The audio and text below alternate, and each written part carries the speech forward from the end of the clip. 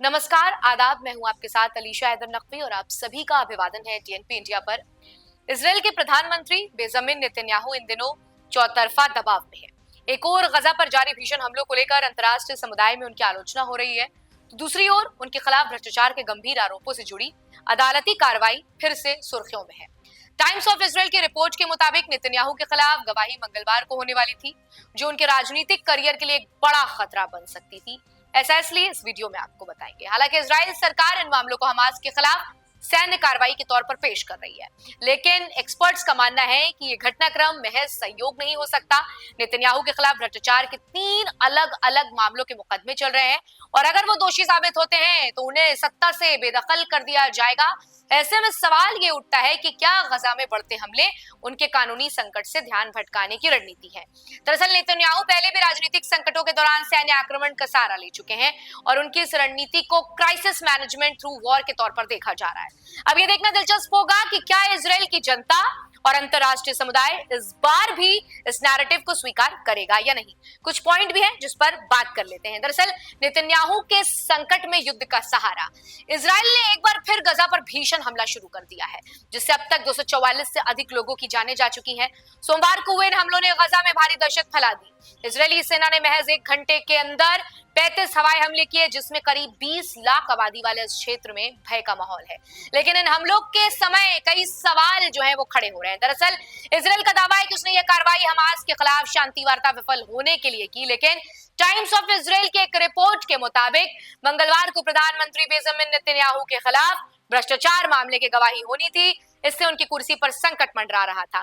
दिलचस्प बात यह है कि हमलों के चलते ये सुनवाई टाल दी गई। इससे पहले भी नेतन्याहू अपने मुकदमे को लेकर चर्चा में रहे हैं। पिछली सुनवाई में उन्होंने जज पर ही चिल्ला दिया था, जिससे अदालत ने उन पर सख्त नाराजगी जताई थी।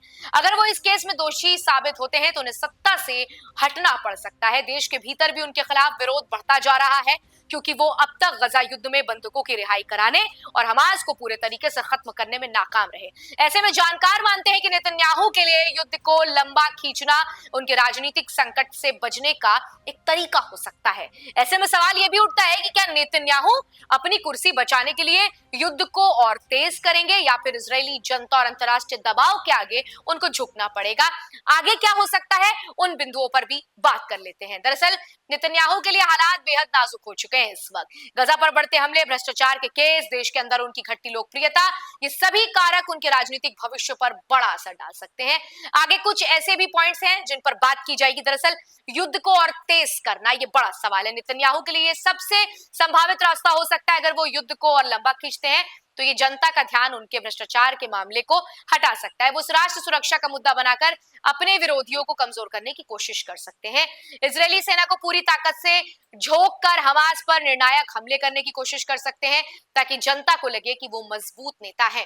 अंतर्राष्ट्रीय दबाव और शांति वार्ता, अमेरिका, यूरोपीय और यूनियन और अन्य वैश्विक ताकतें इजराइल पर युद्ध रोकने का दबाव जो है वो बना सकती हैं। अगर अमेरिका ने नेतन्याहू पर सैन्य कार्रवाई रोकने के लिए कड़ा रुख अपनाया तो वो मजबूत होकर बातचीत की टेबल पर आ सकते हैं।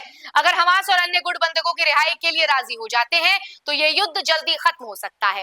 नेतन्याहू के खिलाफ घरेलू हिंसा और सत्ता संकट, इजराइल में कई लोग पहले से ही नेतन्याहू के खिलाफ प्रदर्शन कर रहे हैं, क्योंकि वो गजा युद्ध में अब तक कोई ठोस नतीजा नहीं ला पाए। अगर उनके भ्रष्टाचार के मामले की सुनवाई फिर से शुरू होती है तो वो दोषी पाए जाते हैं तो उन्हें प्रधानमंत्री पद से इस्तीफा देना पड़ सकता है, यानी कि कुर्सी से सीधा क्लीन स्वीप हो जाएंगे।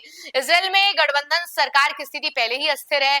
अगर उनकी पार्टी के नेता उन पर समर्थन हटा लेते हैं तो उनकी सरकार गिर सकती है। नेतन्याहू की कोई नई रणनीति फिलहाल तो नहीं है। नेतन्याहू हमेशा राजनीति में एक चतुर चलने वाले लीडर के तौर पर देखे गए हैं। वो कई भी नई बड़ी कूटनीतिक घोषणा जैसे हमास के खिलाफ गठबंधन करके अपनी छवि सुधारने की कोशिश जो है वो कर सकते हैं। कुछ मीडिया रिपोर्ट्स ये कहती हैं कि अंदरूनी विरोध को दबाने के लिए किसी और बाहरी दुश्मन जैसे ईरान के खिलाफ आक्रामक कदम उठाए जा सकते हैं। अगर नेतन्याहू का उद्देश्य सत्ता बचाना है तो वो युद्ध को जारी रख सकते हैं, लेकिन अगर अंतर्राष्ट्रीय दबाव बढ़ा तो इजरायली जनता ने उनके खिलाफ मोर्चा खोल लिया तो वो संकट में आ सकते हैं। उनका भविष्य इस बात पर निर्भर करेगा कि अगले कुछ दिनों में युद्ध कितना आगे बढ़ता है और अदालत उनके खिलाफ क्या रुख जो है वो अपनाती है। लेकिन कुल मिलाकर ये बात तो साफ है कि सीज फायर की भी बात हुई, लेकिन सीज फायर के बावजूद भी बेंजामिन नेतन्याहू जो है अपनी हरकतों से बाज नहीं आ रहे हैं। तमाम तरीके के उन पर सवाल उठ रहे हैं। ऐसे में देखना होगा कि वो खुद को बचाने के लिए कब तक जंग का सहारा लेते हैं। फिलहाल आज के इस वीडियो में इतना ही। आपको हमारा ये वीडियो कैसा लगा हमें कमेंट सेक्शन में लिखकर जरूर बताइएगा, और आपकी इस पूरी खबर पर क्या राय है ये भी बताइएगा। बाकी ऐसी तमाम अहम जानकारी से जुड़े रहने के लिए बने रहिए डीएनपी इंडिया के साथ।